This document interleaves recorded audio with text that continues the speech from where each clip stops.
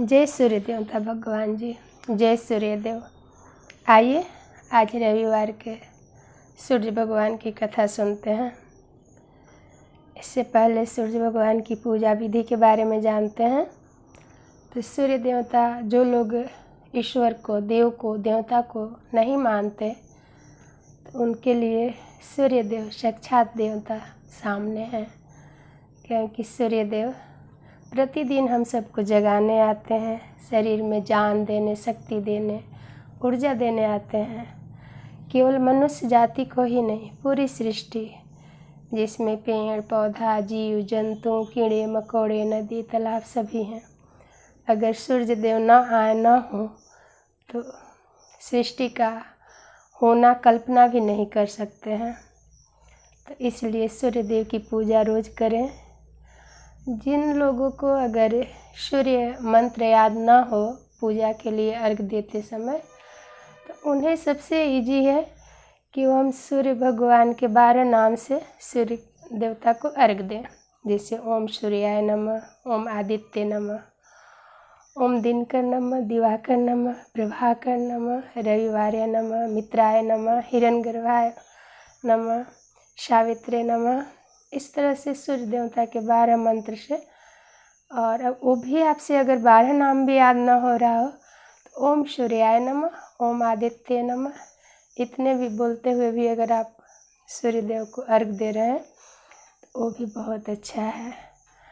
और भी सूर्य भगवान के बहुत सारे व्रत त्यौहार होते हैं, छठ पूजा वगैरह, और साप्ताहिक रविवार का व्रत भी होता है। तो आपसे जो व्रत हो, जितना हो करें, और सूर्य भगवान को अर्घ सभी को देना चाहिए, चाहे वह बच्चे हों, बड़े हों। तो आइए एक सूर्य भगवान की बहुत ही सुंदर कथा सुनते हैं। किसी गांव में एक ब्राह्मण परिवार थे। वह साधारण गरीब परिवार से थे। बहुत दिन हो गए उन्हें कोई संतान नहीं था। तो अपने पुरोहित पंडित जी के कहे अनुसार उन्होंने छठ व्रत, छठ की पूजा करी। तो उन्हें एक कन्या रत्न उत्पन्न हुई। कन्या बहुत ही सुशील और सुंदर थी। जैसे जैसे वह बड़ी होती गई, भगवान सूर्यदेव की भक्त होती गई। वह नित्य प्रति सूर्यदेव की पूजा करती, उन्हें अर्घ देती और पूजा करके ही खाना खाती थी। उठते ही उसका नियम था कि वह पहले सूर्यदेव को प्रणाम करती थी। धीरे धीरे वह बड़ी होती गई, उसकी विवाह हो गई, वह अपने ससुराल चली गई। पर उसका रोज़ का नियम जो था, उठते ही सूर्यदेव का दर्शन करना, स्नान कर कर उन्हें अर्घ देना और पूजा करना, वहाँ भी करती थी। बहुत ही सुशील और सीधी सादी कन्या थी। पहले ये जो नल होते हैं, गांव घर में नल जो हो रहे हैं, चंपाकल नल, कुएं, ये सब नहीं थे। तो नदी से पानी लाना पड़ता था रोज़ के काम के लिए, खाना बनाना, स्नान करना, पूजा करना इत्यादि। तो वह अपने घर के काम के लिए नदी जल लेने जाया करती थी। एक दिन वह नदी गई और जल लेने के लिए। सूर्य देवता सोचे कि यह मेरी इतनी भक्त है, सुशील है, इसकी भक्ति की परीक्षा ली जाए। और उन्होंने एक साधु का भेष बना लिए, बूढ़े साधु का, और तालाब के किनारे कुटिया यानी झोपड़ी लगा के वहाँ पे बैठ गए। और जब यह कन्या नदी गई जल लेने, तो जैसे ही जल भरती है नदी में, इसके घड़ा फूट जाता है। अब यह बहुत उदास होकर वहाँ बैठकर थोड़ा रोने लगती है कि सासू माँ बहुत डांटेंगी, क्योंकि उनकी सासू माँ बहुत ही झगड़ालू और तेज थी। तो बाबा जी भी, सूर्यदेव जो साधु के भेष में थे, आए।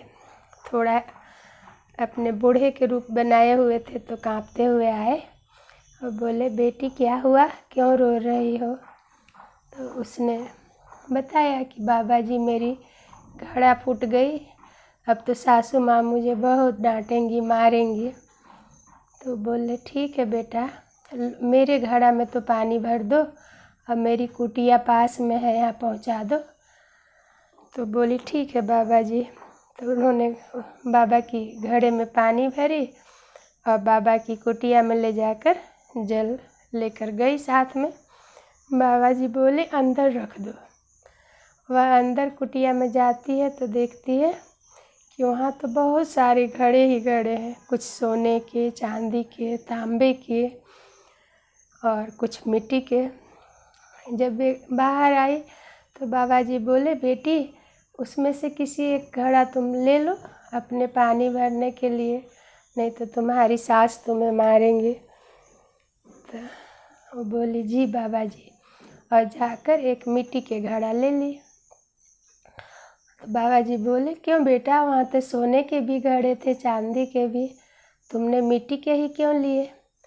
बोली नहीं बाबा, मुझे तो बस यही चाहिए, इसी में पानी लेकर जाना है, हमें सोना का नहीं चाहिए।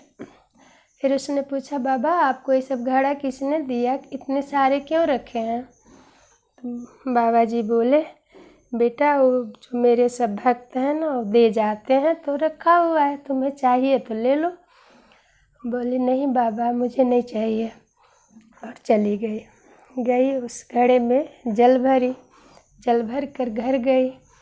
और घर जाकर वो जब घड़े की जल को दूसरे पात्र में पलट रही थी तो उससे केवल जल की जगह सोने के सिक्के निकलते गए।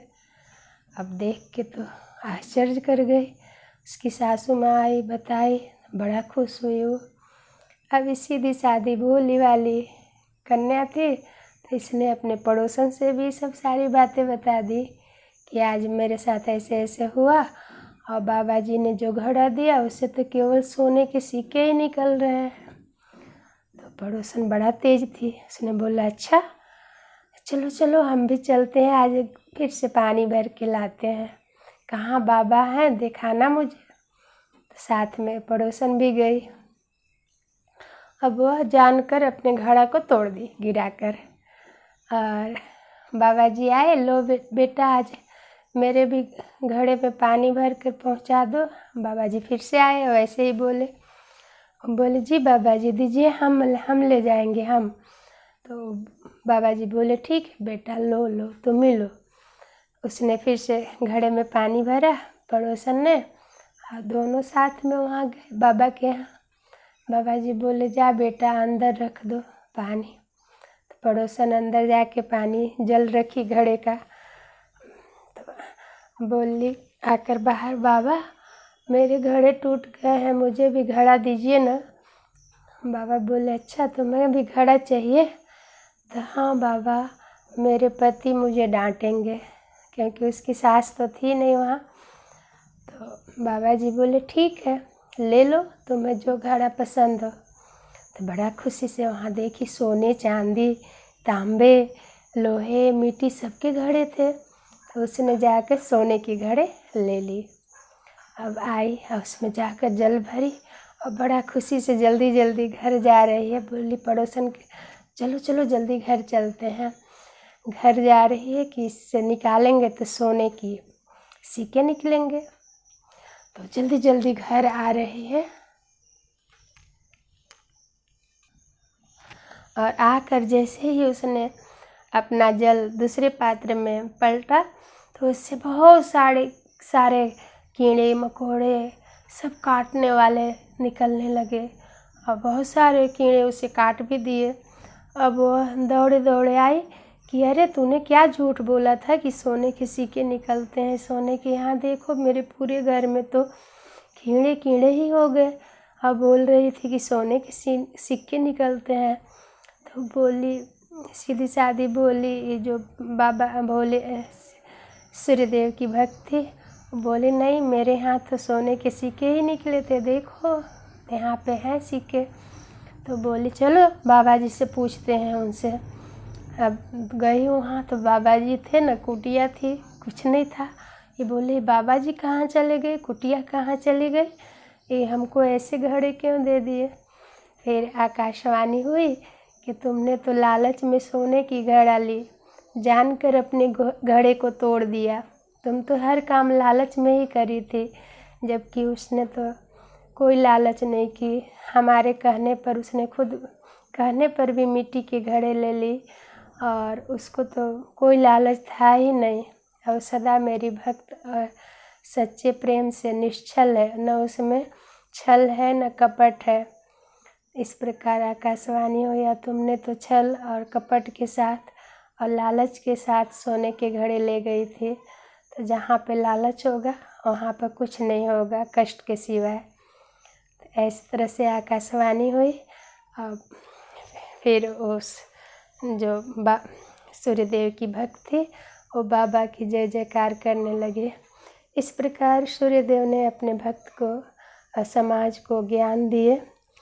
तो बोलिए सूर्य भगवान की जय, सूर्य देवता की जय। सदा सूर्यदेव की पूजा करते रहिए, अपने बच्चे से भी कराते रहिए। और आगे के वीडियो में कभी छठ पूजा की भी कथा सुनाऊंगी और भी सूर्य देवता की कथा सुनाऊंगी। जो कुछ भी गलती हो ज़रूर माफ़ करिएगा। जय सूर्यदेव भगवान की जय हो।